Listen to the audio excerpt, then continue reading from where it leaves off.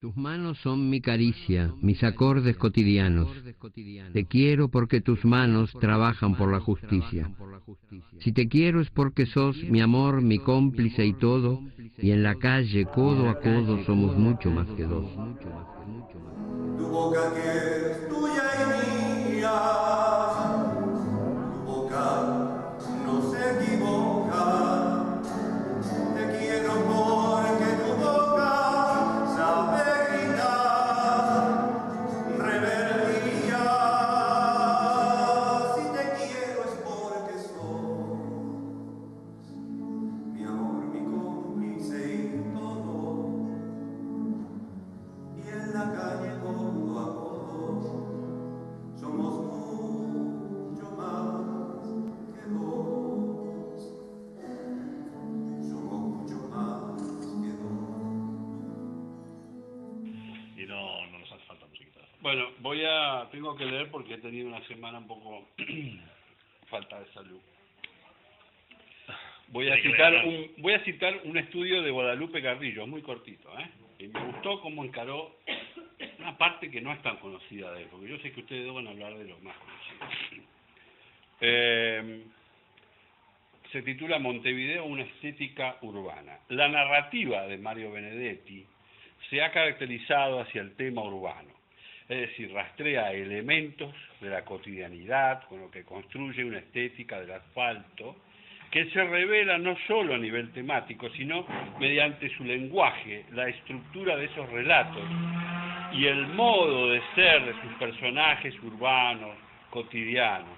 Todo esto, sumado a su perfil político que le llevó luego a la, ¿cómo se llama? Te echan más o menos como a mí. Exilio. Al exilio, 1973, no el de Gardel. En el golpe de Estado que en Uruguay, que también se dio en Uruguay. Toda esta obra plural, junto a una militancia política que lo llevó, como dijimos, al exilio, algunas lo criticaron, fíjese, lo criticaron porque dicen que a veces metía un discurso panfletario, cosa que para mí no es así. En fin.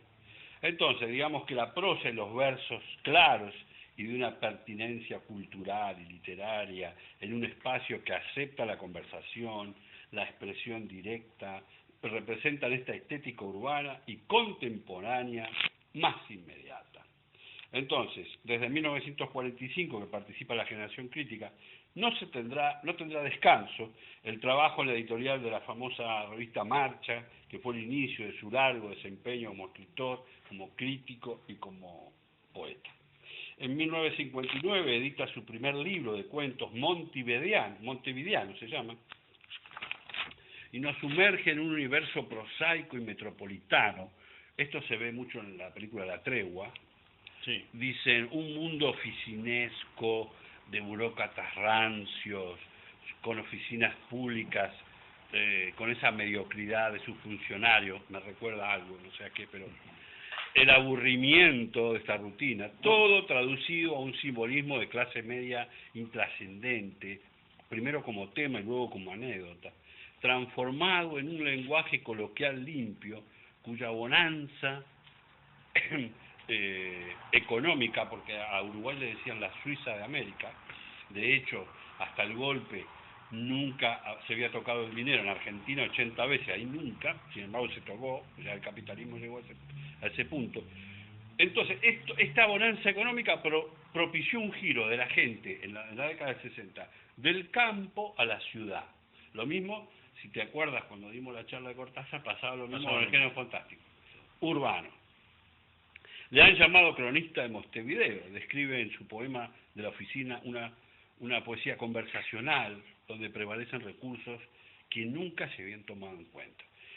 Ahí viene la dictadura militar del 73-84, hicieron caer al país en un pozo donde su calidad educativa, porque les voy a decir una cosa, en la década del 60, primero venía Francia en los colegios secundarios y el segundo país del mundo era Uruguay.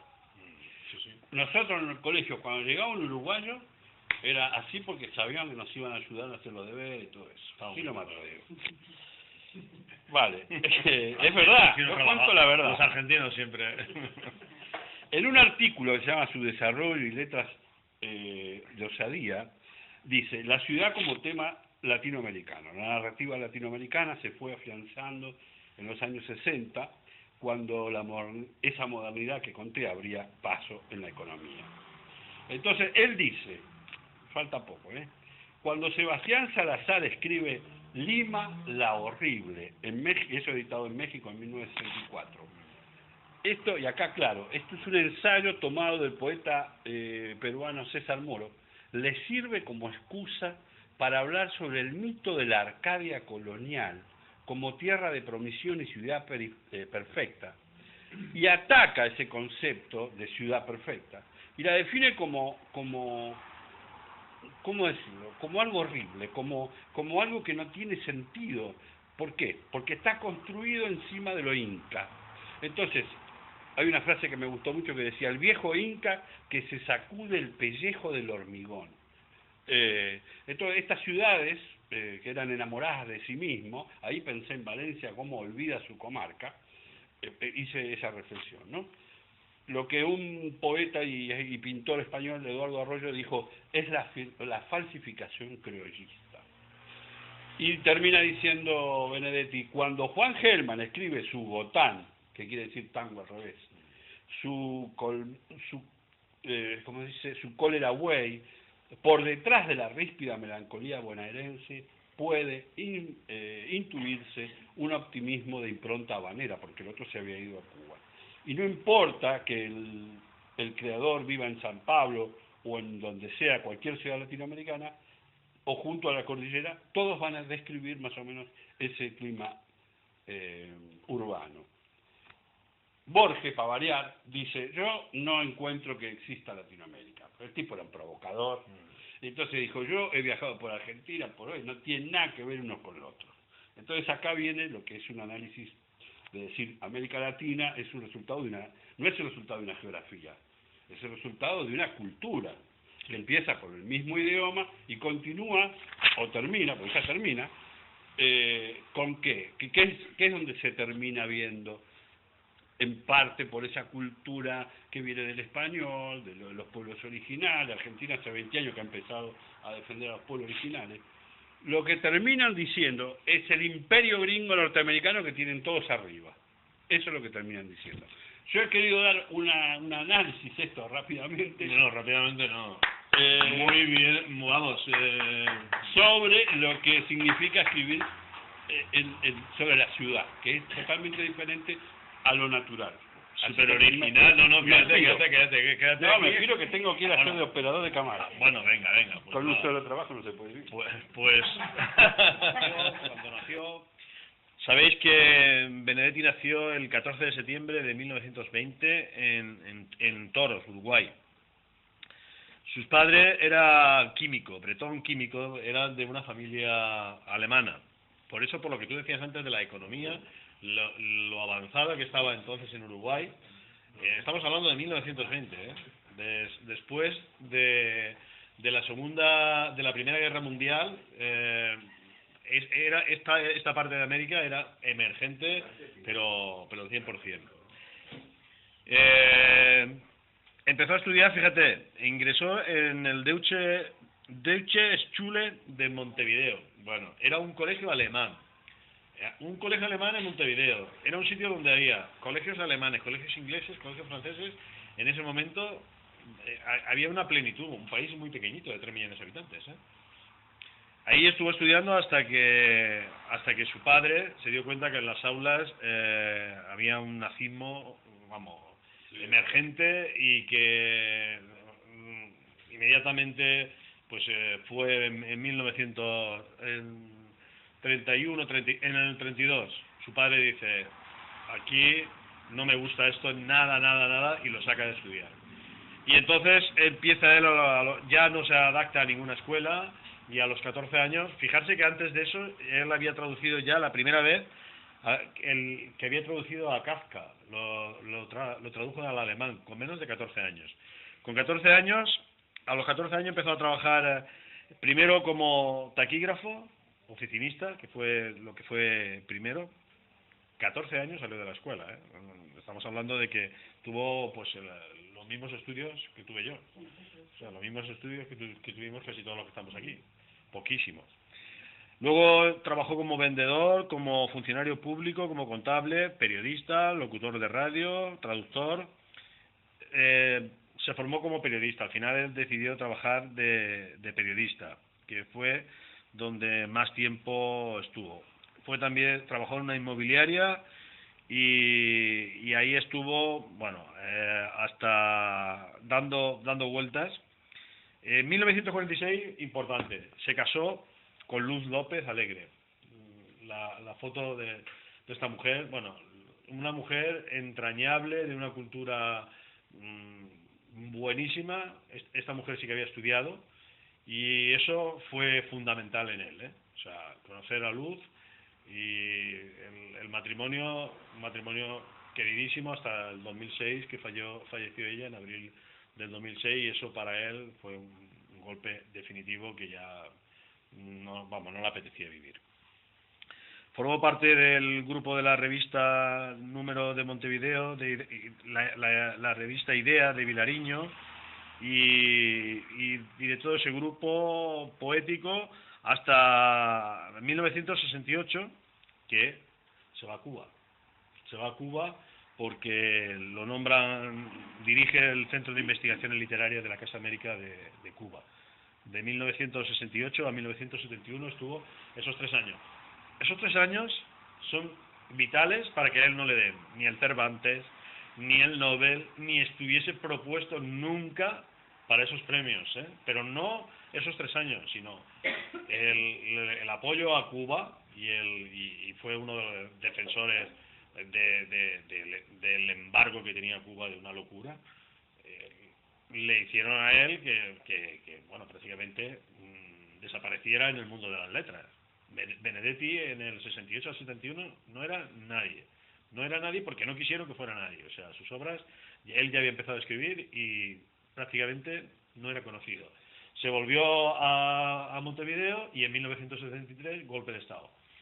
Golpe de Estado y fuerte, en el que, vamos, los que habían ido a Cuba, él salió, pero inmediatamente, porque si no hubiese sido uno de los desaparecidos de Montevideo. En 1973 tiene que venirse. Primero se va a Argentina, después se va a Perú, a Cuba, y luego se vino a España, que para mí fue el gran acierto de él. Se vino a Madrid y ahí empezó un poco más su carrera literaria.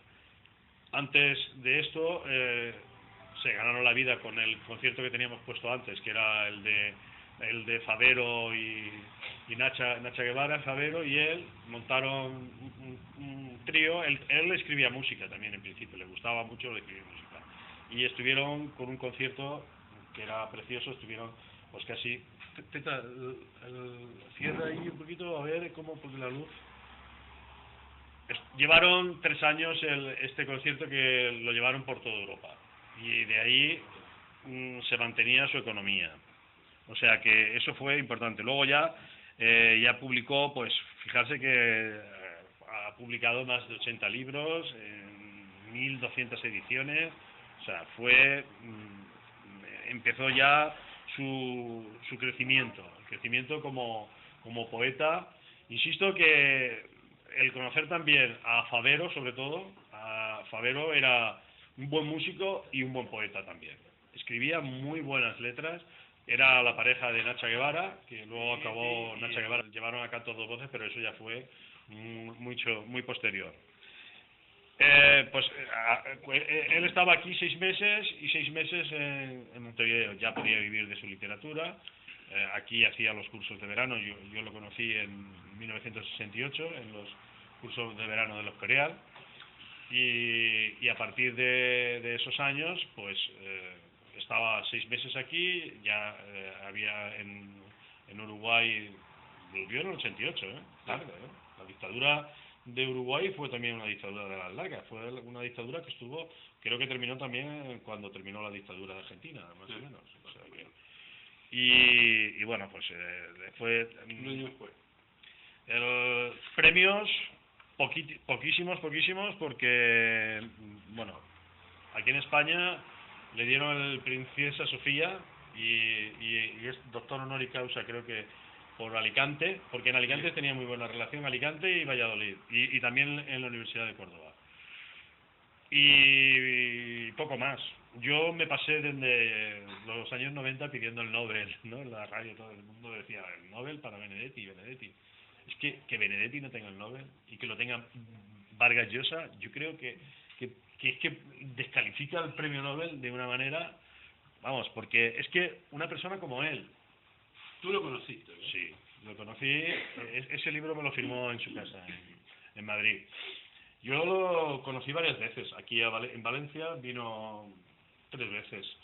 Y lo conocí en Madrid un par de veces. Esta mañana he puesto un cuento, que no lo habéis oído, el cuento que he puesto esta mañana es en uno de los cursos, que leyó uno de los cuentos, que iba a venir Alejandro Sanz y estaba aquello a rebosar, allí no se podía sentar nadie, y luego resulta que tuvo una enfermedad aquel, o no sé qué, no apareció al día siguiente. Claro, se ve que tampoco quiso eclipsar, porque luego la verdad es que al día siguiente sí que fue, que no había casi nadie, y era un fan también de Benedetti y Alejandro Sanz, hay que decir eso, claro. Que bueno, y bueno, yo lo conocí pues en un curso en el 94 fue, que él y Luz les ponían un taxi, ellos no se querían quedar allí en la residencia de Felipe II y se lo echaban a su casa. Tenía un pisito por Lavapiés, un pisito muy modesto, ¿eh? Y nada, y los iba a llevar un taxi y yo estaba en la sierra de Guadarrama, digo, os llevo, ¿sabes? No, tal, pues nada, al final pues, los llevé, me hicieron subir a su casa, me invitaron a un café, bueno, ya sabes cómo soy los argentinos y los uruguayos para eso. Siéntate aquí, tranquilamente, preparo... Acá no. Yo, eso... Vamos, a mí me parecía un sueño. Yo decía, vamos a ver, este hombre, es que yo no, es que no me lo creía, por cómo era él, pero con la cordialidad, como si fuese uno más. Allí nos sentábamos, tomé un café, me firmó un libro, bueno, y luego ya charlamos más veces. Cuando vino aquí en Valencia vino 3 veces. Una vino al aula de cultura de Lacan, que éramos los que estamos ahora aquí, la primera vez que vino. Luego ya vino al Rialto, ahí sí que se abarrotó, bueno, se llenó la sala, fue impresionante. Y luego la última vez que vino aquí, vino con Biglietti, que vino a la universidad, a la NAU, y ahí sí que se pusieron cámaras fuera y todo, porque el recital que hicieron los dos fue fantástico. Él tenía muy buena relación con la Universidad de Alicante, sí, y sobre todo con los fondos, que esta mañana también están hablando con José Luis Ferris, ya lo he hablado otras veces. Él parte de la biblioteca que tenía aquí se la cedió a la obra social Can, de la Can, pero ya habéis visto lo que ha pasado con la caja de ahorro. Sabéis que tiene un Sorolla, el Sorolla más famoso, que es este de los inválidos, que los niños que están bañando en la playa, bueno, los niños eran de una escuela de curas que tenían a la gente que mal formada, en fin, sí, los abandonada. Era un orfelinato y ese es uno de los mejores cuadros. Pertenece a la obra social de Bancaja, pero claro, la situación que está Bancaja, ahí nadie quiere mover nada. La obra social tiene las 2 o 3 exposiciones, pero eso está parado. Tienen un legado bastante importante, que tenían también grabados de Picasso, y cuando en la época de abundancia, pues compraban y algunos se metería el dinero dentro. No, pero quiero decir que él tenía muy buena relación con Alicante y con nosotros aquí.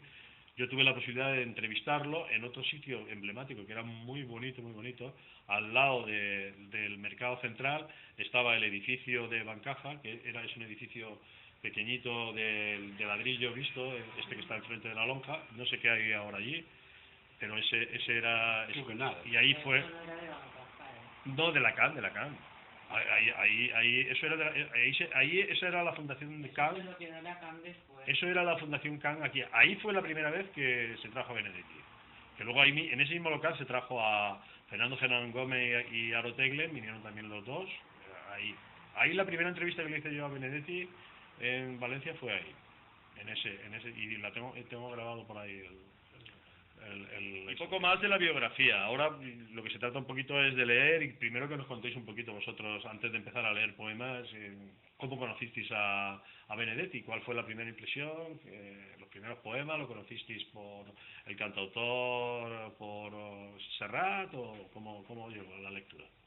¿A ti, Óscar, por dónde te llegó? A mí por Favero, por la parte de Favero. Y bueno, aparte de esa época se leía todo eso, era muy... En los 70 era terrible lo que era la política y toda la movida artística, que no se olviden que ahí hubo...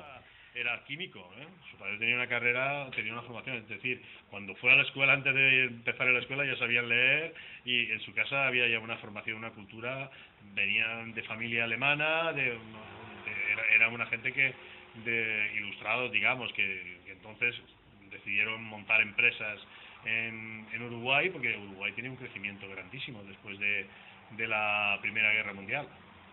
Aquí Europa estaba como estaba, y entonces la opción fue irse a Uruguay y Argentina, que estaban en pleno crecimiento, cosa que por ejemplo España no supo ni siquiera aprovechar, porque España en la Primera Guerra Mundial encima fue cuando se hizo una huelga general a lo bestia, porque aquí la gente de la Primera Guerra Mundial, que era el granero de toda Europa, que era el sitio donde la gente se moría de hambre aquí, del 14 al 17, al 18 que termina la guerra, o sea que era tremendo, y precisamente cuando termina la Primera Guerra, pues hay muchos emigrantes de todo tipo, de italianos.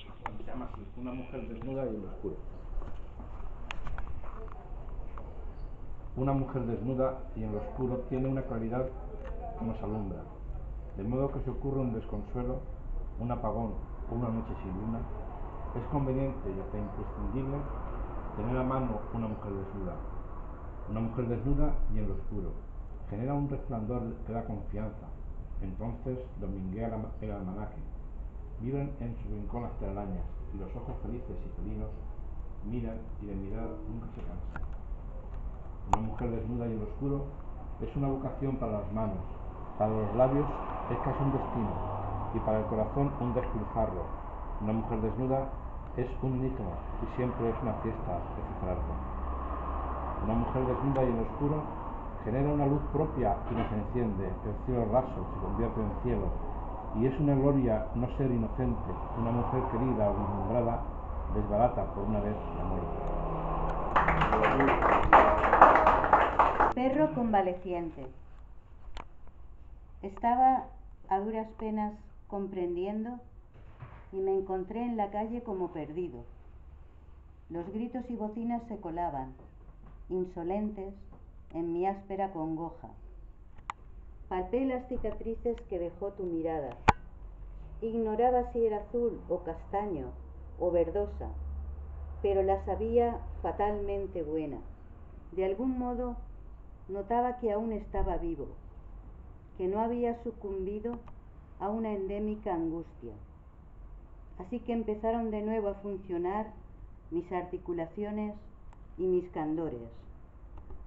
Fue solo entonces que olfateé el mundo, como un perro convaleciente, y sentí que a ese aire concurrían rostros inmóviles y sombras y manos, que aquí y allá empezaban a sonar, rebeldes como vientos armándose, y también que muchísimas piernas se apoyaban sobre las muertes y los sacrificios, y empezaban a andar y caminábamos.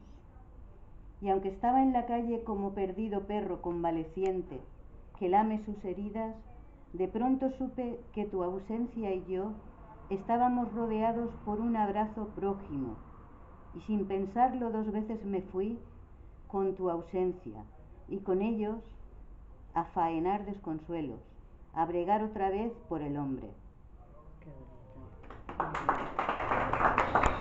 Cuando llegan a su casa, la finalidad es la misma, ¿no? Hayan recibido premios, castigos, lo que sea, la finalidad en todo poeta es la misma.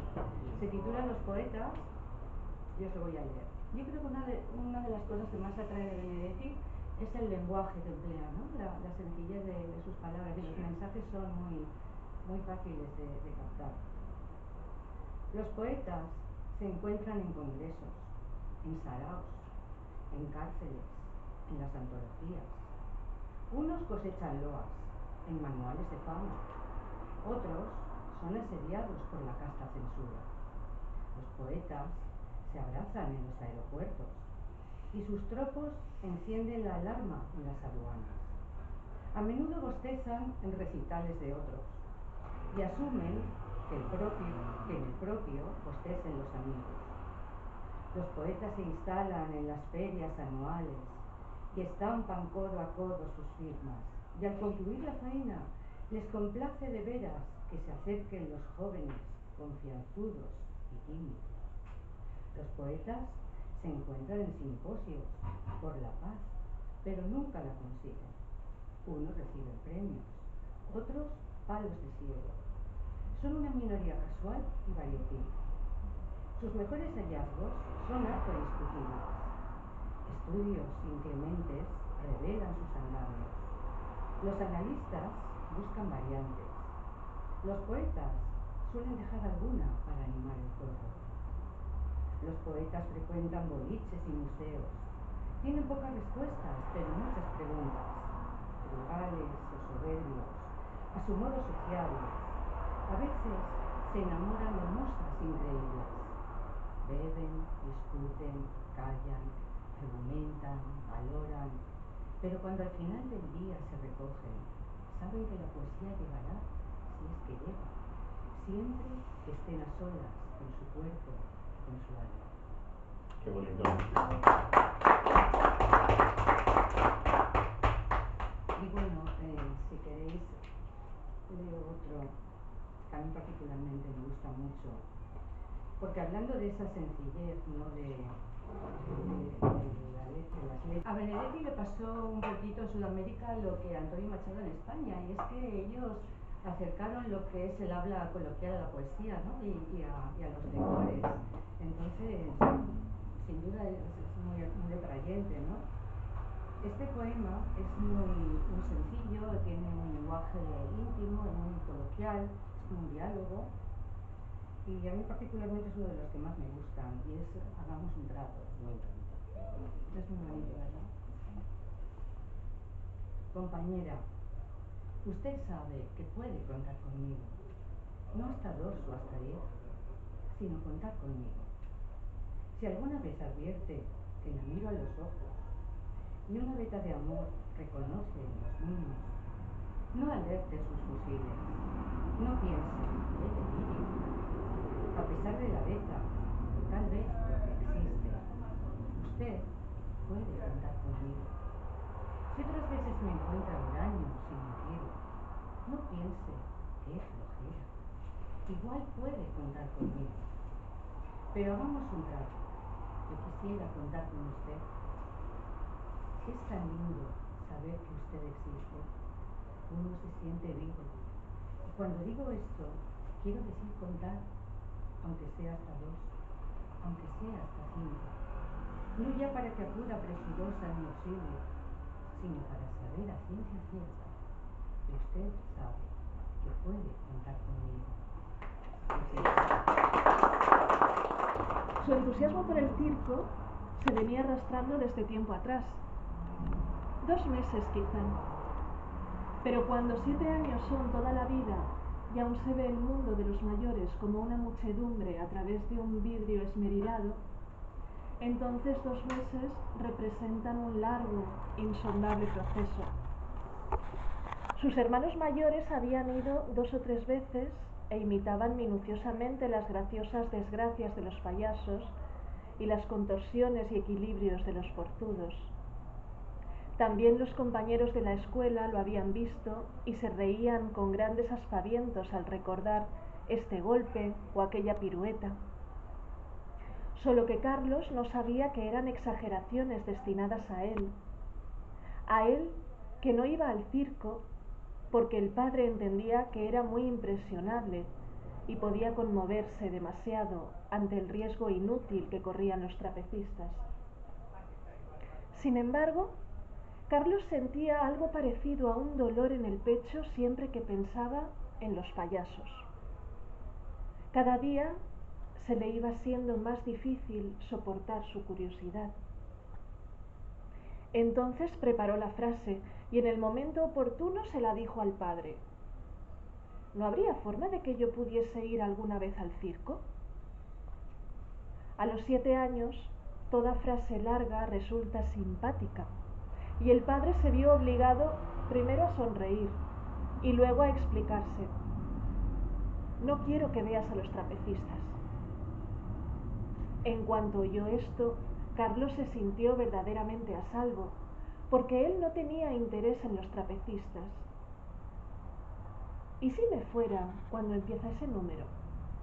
Bueno, contestó el padre, así sí. La madre compró 2 entradas y lo llevó el sábado de noche. Apareció una mujer de malla roja que hacía equilibrio sobre un caballo blanco. Él esperaba a los payasos. Aplaudieron.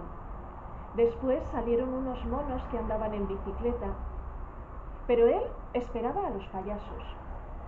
Otra vez aplaudieron y apareció un malabarista. Carlos miraba con los ojos muy abiertos, pero de pronto se encontró bostezando. Aplaudieron de nuevo y salieron, ahora sí, los payasos.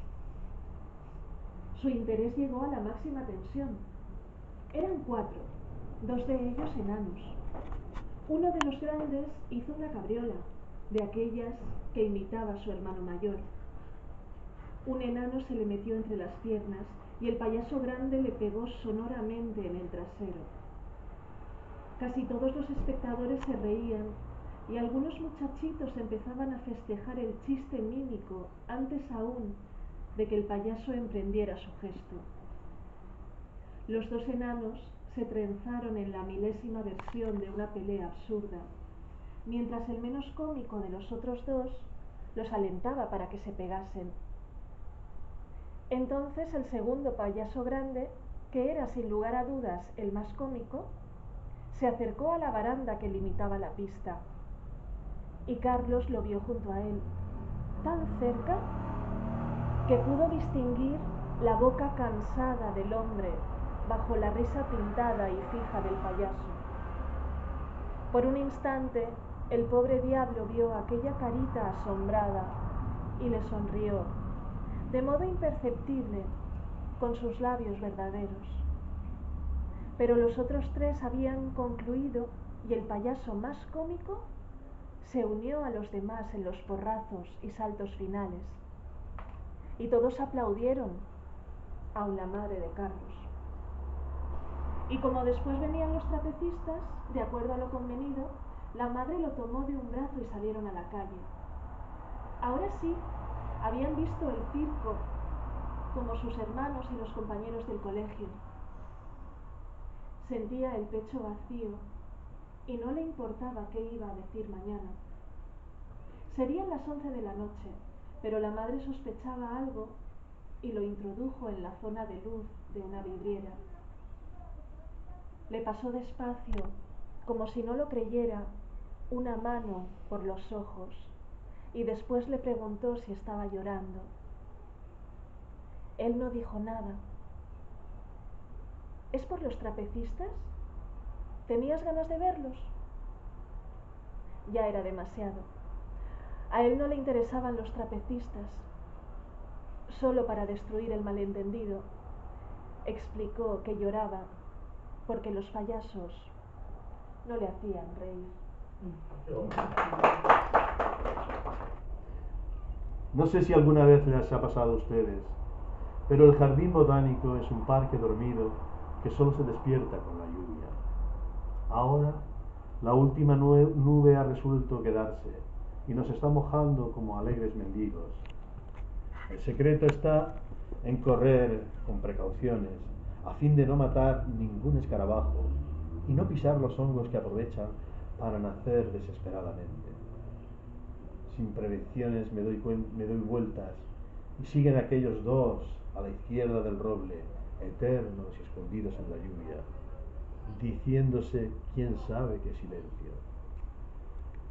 No sé si alguna vez les ha pasado a ustedes, pero cuando la lluvia cae sobre el botánico, aquí se quedan solo los fantasmas. Ustedes pueden irse, yo me quedo.